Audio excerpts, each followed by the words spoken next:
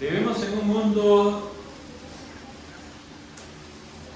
donde describirlo como perverso no es nada difícil. Cada día que abrimos el periódico no es nuevo que haya robos.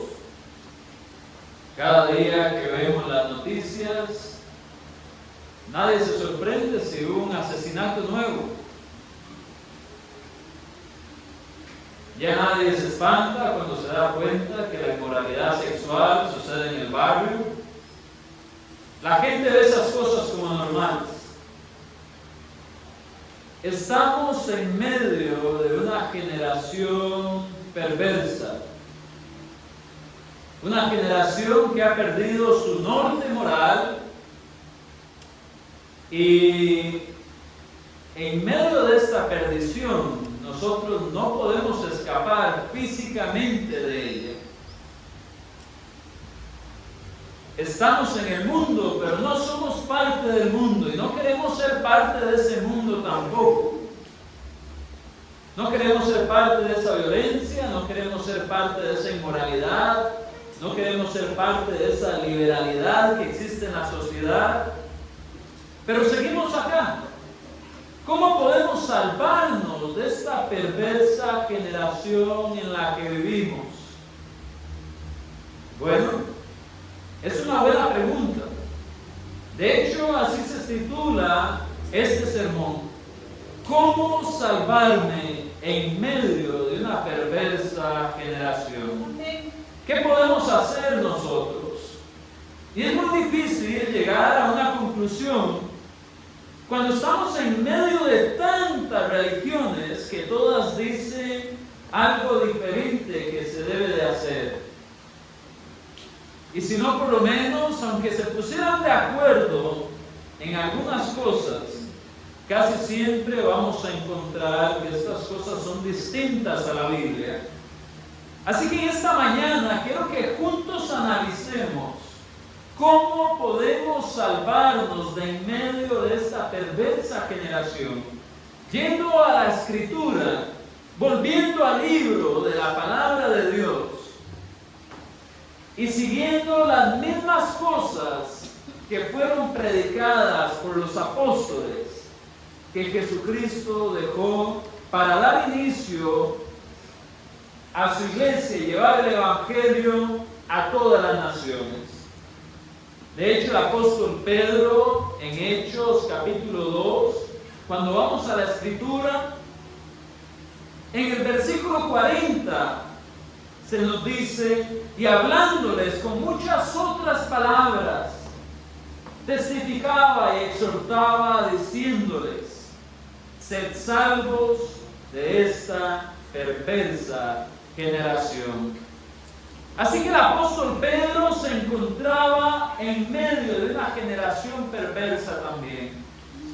Una generación que había hecho lo peor que se podía hacer y era teniendo a Dios en medio de ellos, llevándolo a la cruz y matándolo. Así que en esta mañana vamos a analizar el sermón de Hechos capítulo 2 con el propósito número 1 de que sepamos cómo salvarnos de en medio de esta perversa generación. Número 2, para que si usted no ha hecho esto pueda hacerlo al final del día o al final del sermón. Número 3, para que aunque usted ya conozca esto, sepa cómo explicárselo a alguien más desde Hechos capítulo 2 y así usted pueda poner en práctica su evangelismo. Así que vamos a ver qué fue lo que les dijo Pedro. Si nosotros nos quedamos en nuestros pensamientos, en nuestras ideas, de seguro nos podemos equivocar respondiendo a esta pregunta. Pero si vamos a la Escritura y vemos lo que Pedro enseñó a estas personas, simplemente vamos a tener a Dios hablándonos a través de su palabra y sabiendo qué es lo que tenemos que hacer para ser salvos en medio de esta perversa generación. De hecho, la idea de la palabra perversa cuando usted la busque en un diccionario del idioma original del griego, se va a dar cuenta que se trata de una generación que estaba ya torcida. Cuando algo está recto y se tuerce, ya no funciona, ya está mal, está perdido. Algo de eso es la idea que está detrás de esta frase. ¿Qué es lo primero que el apóstol Pedro les dice? Bueno, después de que el apóstol Pedro les dice, sean salvos de esta perversa generación, el versículo siguiente nos da lo primero que tenemos que hacer.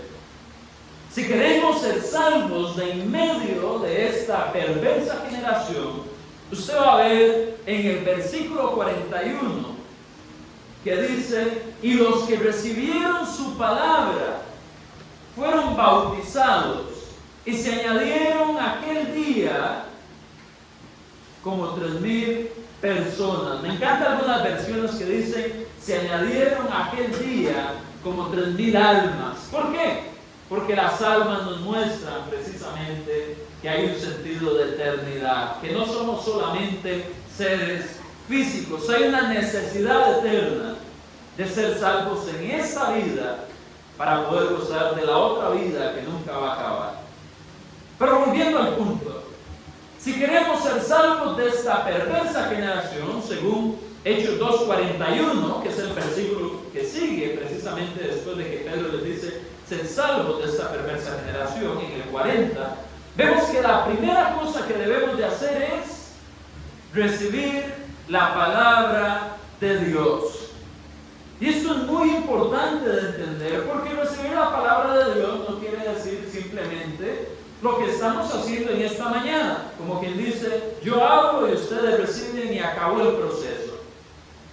No es solamente de emisor y receptor del mensaje. Acá el escritor Lucas está usando una figura de lenguaje que las personas le llamarían, o los estudiosos de la lengua española, le dirían sinécdoque.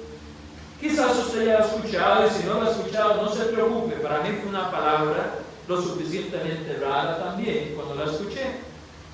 La palabra sinécdoque es una figura de lenguaje que hace referencia a cuando hablamos de la parte por el todo.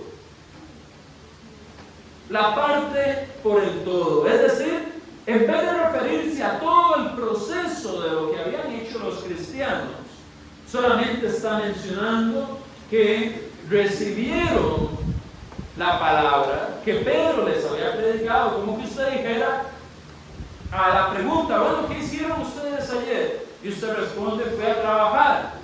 Claramente usted no solamente trabajó, usted se levantó, esperemos que se haya bañado, que haya salido de su casa, tomó su transporte, se dirigió a trabajar, hizo diferentes cosas para llegar a aquel punto. Pero usted solamente usa la parte para referirse al todo de lo que usted hizo.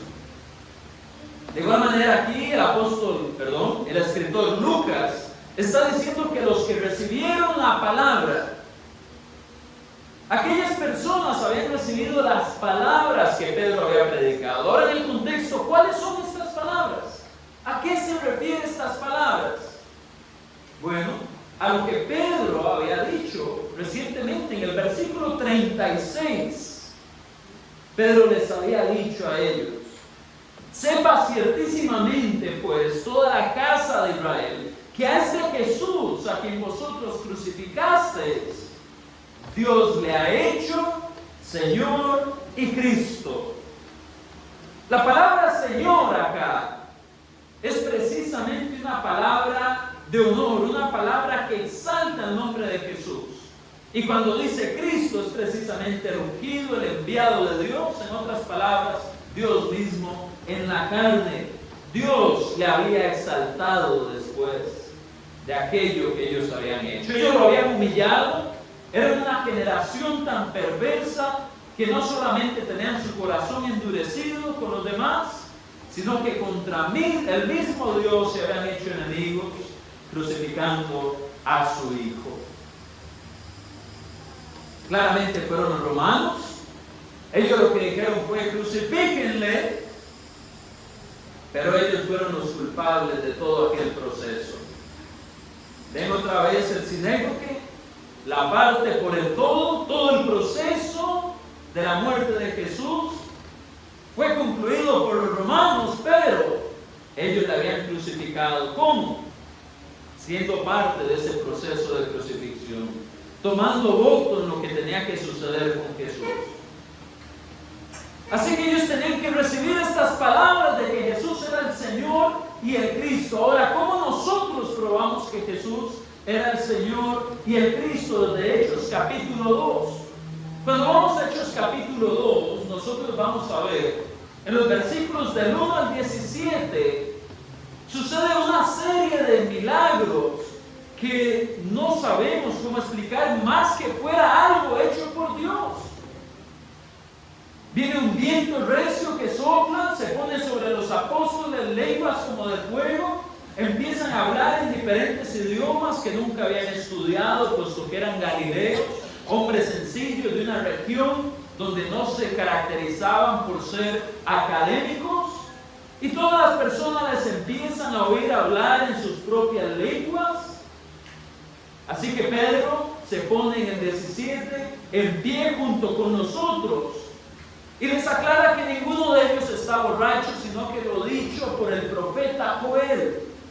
Y del 17 al 20 sucede que el apóstol Pedro les deja en claro que esto es el cumplimiento del derramamiento del Espíritu Santo que Dios había hecho, y esto iba a ser una señal para los judíos y sus generaciones de la conclusión que Pedro da en el versículo 36.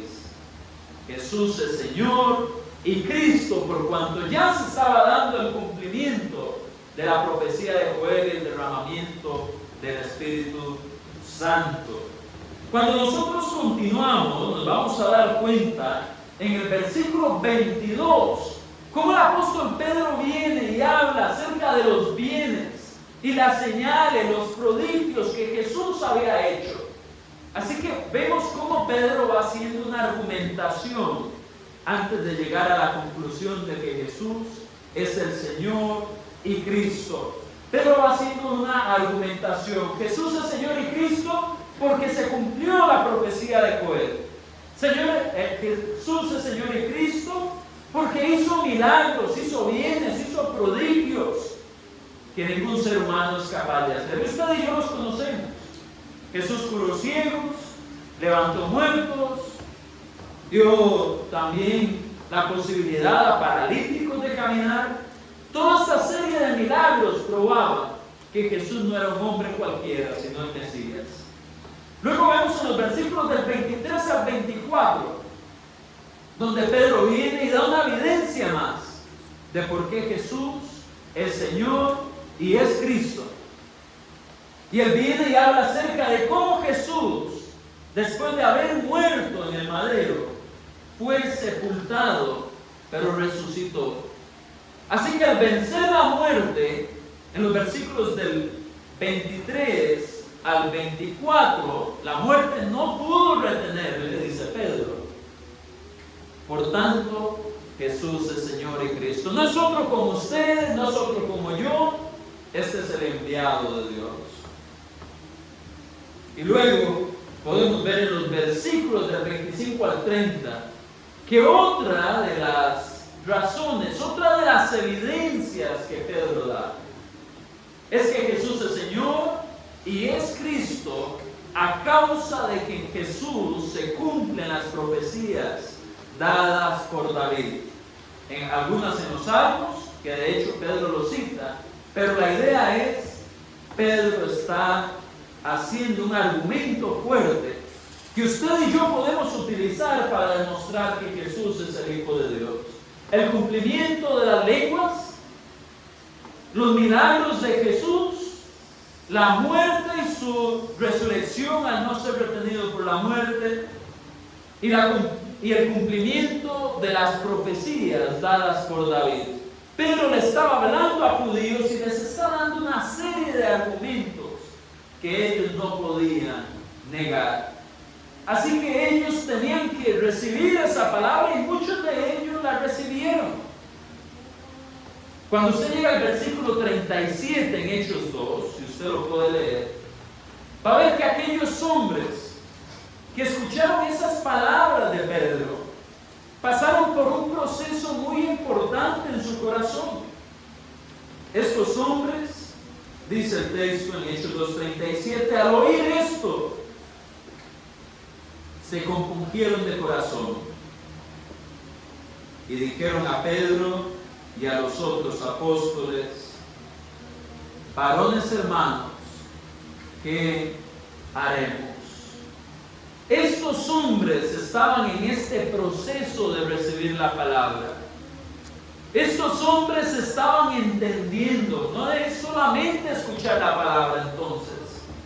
Recibir la palabra en Hechos 2:41, que es necesario para ser salvo de esta perversa generación, tiene que ver con escuchar la palabra, con creerla, como lo dice Marcos 16, 15 y 16.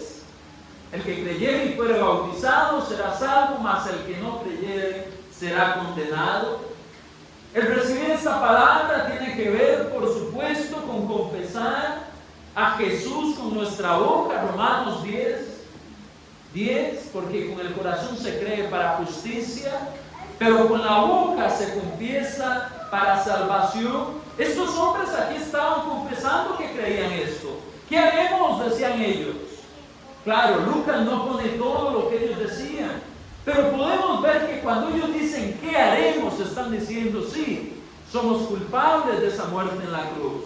Sí, Él es el Señor y el Cristo. ¿Qué tenemos que hacer? Y Pedro le da la respuesta en el versículo 2:38.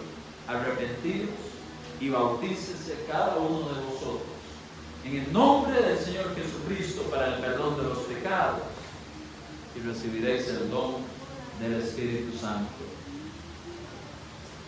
Pueden ver cómo el versículo 41, al darnos la idea de que recibieron la palabra, en realidad nos está diciendo que ellos oyeron la palabra, que ellos la creyeron, que ellos confesaron creerla. Y ahora Pedro lo que les dice es básicamente: arrepiéntanse, cambien su mente y bautícense y van a ser perdonados. Eso por lo cual ustedes se están preguntando, ¿qué haremos? La respuesta está ahora en que se bauticen después de arrepentirse. Estamos en un mundo donde no solamente la sociedad está torcida, sino las religiones también. Y eso es lo preocupante. Porque ustedes le dicen: si usted quiere ser salvo, levante su mano.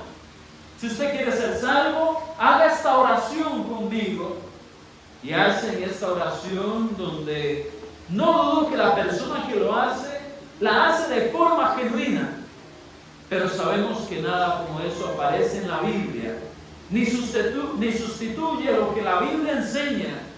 Y por tanto esta persona no llega al bautismo que Pedro dirigió a su audiencia en aquel día de Pentecostés. ¿Cómo sabemos que estas personas no fueron salvas solamente con creer? Porque muchos vienen y toman textos que también son sinécdoques y dicen: el que creyere, y dice: porque de tal manera amó Dios al mundo que ha dado a su Hijo unigénito, para que todo aquel que en Él cree no se pierda, sino tenga vida eterna. Y le van a decir: ve, hay que creer solamente. Error. Eso es un sinécdoque. Porque cuando se cree, se trata de creer todo el mensaje del Evangelio. Y adivine dónde está el mandamiento de Jesús de predicar y bautizar para ser discípulos. Está al final de Mateo, sigue siendo el Evangelio. Está al final de Marcos, sigue siendo el Evangelio. Y lo que tienen que creer para ser salvas las personas es todo el mensaje del Evangelio. Así como alguien no puede ser salvo creyendo que Jesús vino solamente, sin creer que resucitó. O como alguien no puede ser salvo creyendo que Jesús murió sin creer que resucitó al tercer día. Una persona no puede ser salvo creyendo la vida, muerte, sepultura y resurrección de Jesús, sin creer que antes de ascender al cielo, Él mandó a las personas a ser bautizadas para salvación. Y si no me cree, bueno, lea el versículo con el que iniciamos este sermón. En el 39, después de anunciar del bautismo para perdón de pecados, en el 39 les habla acerca de la promesa para ellos y sus hijos. Pero en el 40 nuevamente les dice: sed salvos de esta perversa generación. ¿Por qué? Porque Él les exhortaba y les testificaba con muchas palabras. Porque aún no eran salvos. Él les había dicho: arrepiéntanse y bautícense, pero no se habían bautizado. Por eso les dice y les testifica con muchas otras palabras: sed salvos de esta perversa generación. El versículo 40 es clave para entender que ellos, habiendo creído en el versículo 37, que ellos, habiéndoseles hablado que necesitaban del bautismo, aún no eran salvos. Tenían que poner aquella enseñanza en práctica. Porque la fe sin obras está muerta en sí misma, como nos enseña Santiago. La fe viene por el oír de la palabra de Dios. Romanos 10:17. Y ellos habían oído, pero tenían todavía una fe que necesitaba ser vivificada con la obediencia a los mandamientos que estaban dentro de aquel evangelio. Así que necesitaban ser salvos de esa perversa generación. Recibir la palabra es la primera parte. Así que recuerden, recibir la palabra no es solo escucharla, es recibirla, escuchándola, pero también asimilándola, aceptándola, sometiendo nuestra voluntad a lo que Dios nos está mandando a hacer.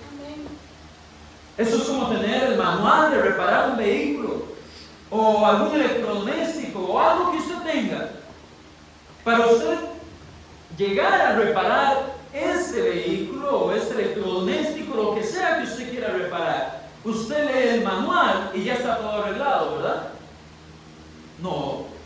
Usted lee el manual y empieza a poner en práctica cada etapa de ese manual. Y cuando ya lo puso en práctica, ya está arreglado. De la misma manera, la salvación de las personas en medio de esta perversa generación no llega en el momento en que únicamente se cree. Llega en el momento en que esto se empieza a interiorizar, a hacerlo parte de nuestra vida. Y ese es el problema muchas veces, que las personas reciben la palabra, pero no quieren hacerla parte de su vida. Así que no están recibiéndola realmente en el sentido que Hechos 2:41 nos lo enseña. Porque luego pasamos a la siguiente parte de lo que Pedro nos enseña que se debe de hacer, que es precisamente bautizarnos. Y los que recibieron la palabra, ¿qué hicieron? Se bautizaron aquel día y fueron añadidos como 3,000 almas. La palabra bautismo quiere decir literalmente sumergir.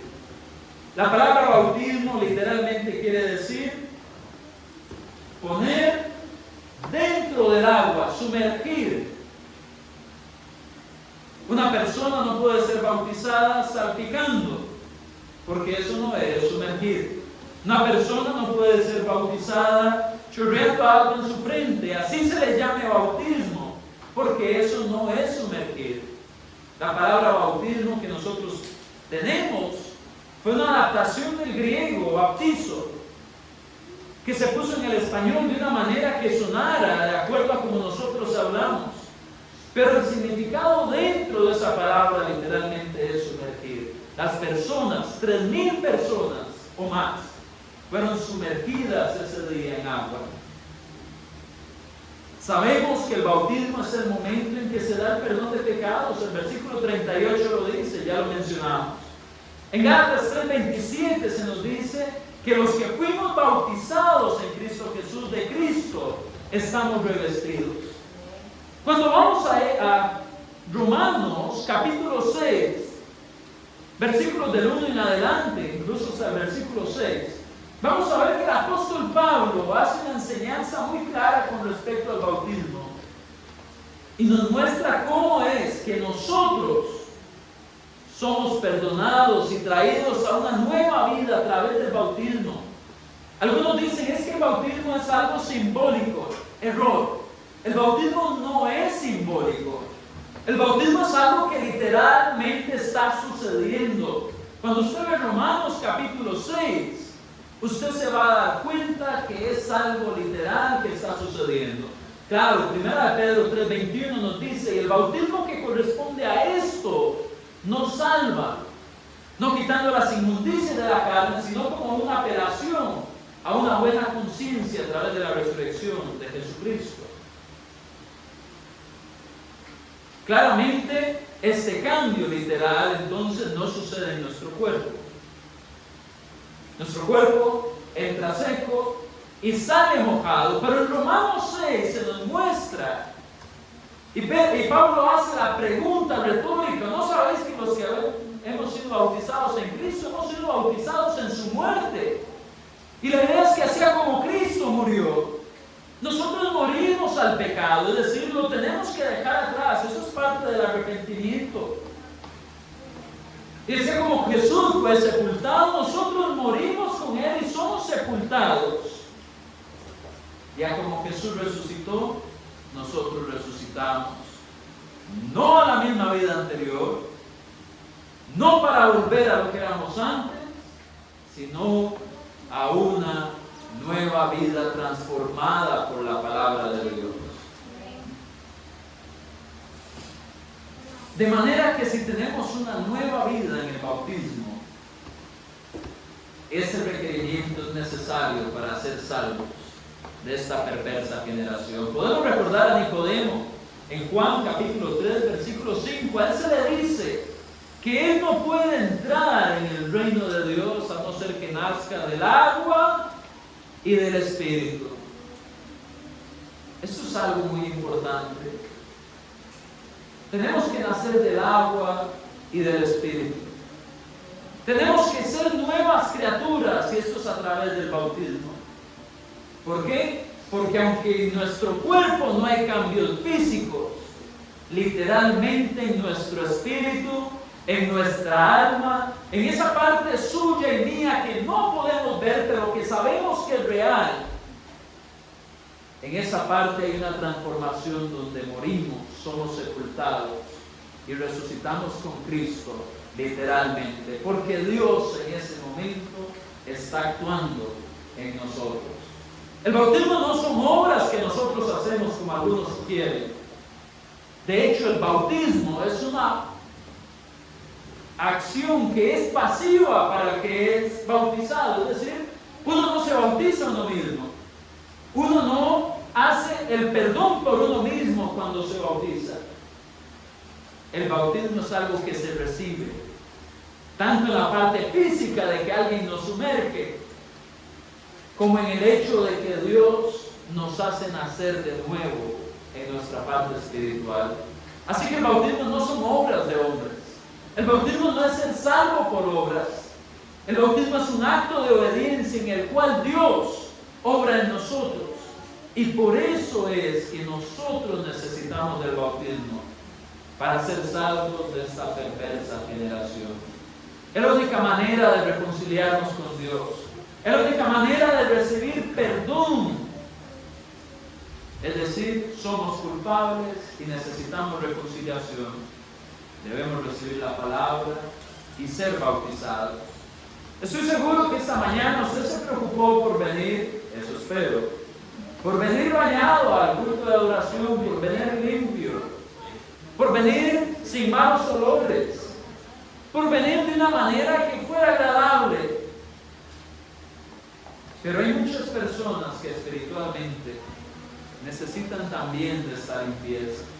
Necesitan que, como a Pablo se le dijo allá en Hechos 22:16, ¿por qué te detienes? Levántate y bautízate y lava tus pecados invocando su nombre.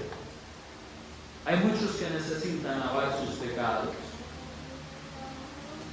Me atrevo a decir que no tenemos una sola visita el día de hoy con nosotros. Somos todos miembros de la iglesia del Señor. Y usted podrá decir, ¿sabe qué? Yo ya me bauticé, ya pasé por este proceso de limpieza, pero les pregunto hoy, ¿ya pasó por esa limpieza su esposo, su esposa? ¿Ya pasó por esa limpieza su novio, su novia, su hijo, su hermano, su tío, sus abuelos? ¿Ya esas personas fueron puestas en muerte, sepultura y resurrección con Cristo? Porque si no es así y usted realmente les ama, usted necesita usar estas escrituras para demostrarles no solamente que usted puso atención en el culto del domingo, sino que ellos están en medio de una perversa generación que no se puede salvar a sí misma con buenas obras. En una perversa generación donde no basta solamente ser bueno. Muchos de estos judíos creían que eran buenos y que estaban haciendo lo correcto, pero ellos necesitaban lavar sus pecados en las aguas del bautismo. Y como le estaba diciendo, para ser salvo entonces hay que recibir la palabra. Para ser salvo entonces hay que ser bautizado. Pero para ser salvo también de esta perversa generación necesitamos ir un paso más allá. Y es ahí donde no podemos decir, ya me bauticé, ya acabé la carrera, ya hice lo que tenía que hacer. Si usted va conmigo a Hechos 2, después del versículo 41 que acabamos de leer, en el 42 se nos dice, así que los que recibieron ese es el 41, así que los que recibieron la palabra fueron bautizados y se añadieron aquel día como 3,000 personas. Y luego dice, y perseveraban. La pregunta es, ¿quiénes perseveraban? Los que se bautizaron, los que fueron añadidos a los salvos. Ellos perseveraban, dice el texto,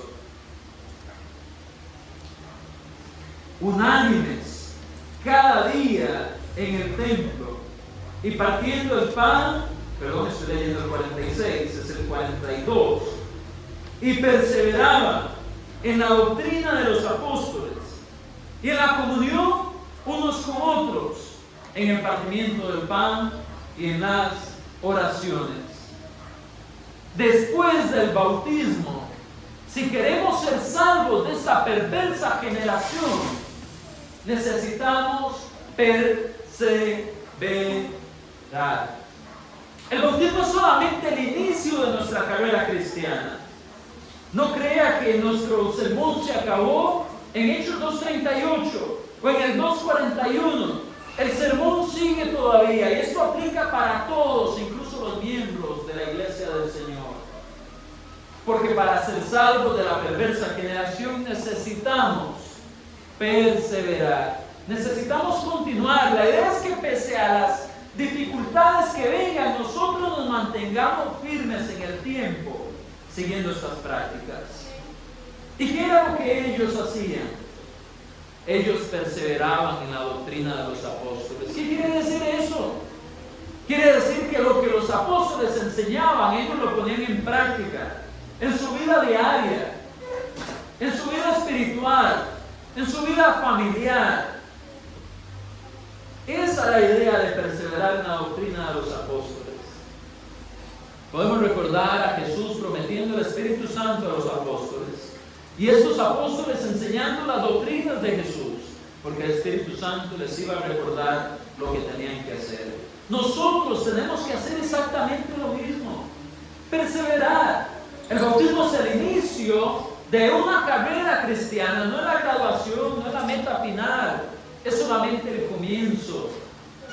En días como ayer, que habían aquí personas listas para ir a predicar, que habían personas listas para doblar panfletos, para ir con ánimo a invitar personas a que vengan, ahí es donde vemos la doctrina de los apóstoles puesta en práctica. Cuando vemos personas adorando cada domingo, participando de las lecciones, teniendo comunión unos con otros, que esto involucra dos cosas. No solamente pasarla bien, disfrutar, estar juntos, sino también ayudarnos en nuestras necesidades. Eso tiene que ver con la comunión. Ahí es cuando estamos perseverando en la doctrina de los apóstoles. Cuando partimos el pan, todos los domingos vemos al frente este pan y este jugo para recordar el cuerpo y la sangre de Jesús. Eso era lo que hacían los cristianos. No perdamos eso. En el mundo denominacional, a veces ni toman la cena. En el mundo denominacional no saben qué significa el pan y el jugo porque nunca han tomado la cena. O lo hacen cada 3 meses, una vez al año. Nosotros sabemos la verdad. Nosotros sabemos cómo se adora, perseverando en la doctrina, teniendo comunión unos con otros, partiendo el pan. Todas estas son cosas que deben de hacerse. Y finalmente dice, y en las oraciones, comuniquémonos con Dios. Los cristianos son los únicos seres humanos en todo el mundo que de forma legítima pueden acercarse a Dios a través de Jesucristo. Cada vez que alguien le dice, ore por mí, hágalo. Porque si esa persona no es cristiana, esas oraciones no son escuchadas por Dios. El pecado interrumpe esa comunión, Isaías 59, 1 y 2. El pecado está estorbando. Usted es un agente de Dios para orar. Por usted, por sus hermanos, por su familia. Y lo mejor es que el 100% de sus oraciones van a ser siempre contestadas, se lo aseguro. Porque ese mismo Dios es el que a través de Jesús nos dijo, pedid y se os dará. No necesariamente siempre se nos dará lo que queremos, pero sí como un buen padre que no le da piedra ni serpiente a su hijo que le pide pan, Él nos va a dar lo que necesitamos. Aunque a veces pedimos las serpientes o las rocas, pero Dios nos las va a dar. Dios nos va a dar lo que necesitamos. Así que sin duda, al igual que Pedro, hermanos, que vivía en una sociedad donde habían siempre crucificados a las entradas de las ciudades, Pedro vivía en una sociedad en la cual la religión era simplemente un rito más a seguir y no una vida que se vivía activamente. Era algo de sinagogas, era algo del templo solamente y no algo del diario vivir. Pedro vivía en una sociedad donde las personas recibieron al Hijo de Dios y dijeron, crucifíquenlo, mátenlo. En una sociedad donde las personas buscaban excusas para apedrear a otro, donde fácilmente decían que alguien era un falso maestro y ya lo querían matar. Pedro vivía en una sociedad donde con hipocresía codiciaban a la esposa de su hermano y luego iban a las sinagogas. No es tan diferente a la sociedad nuestra. Y definitivamente no podemos detener por nuestra propia cuenta todas las cosas terribles que pasan a nuestro alrededor. Pero sí podemos empezar a transformar vidas alrededor nuestro. Vidas que si son salvas de esa perversa generación, van a empezar a hacer luz en medio de los hombres. Nosotros necesitamos ser esa luz en medio de los hombres. Y por eso necesitamos llevar este mensaje a ellos.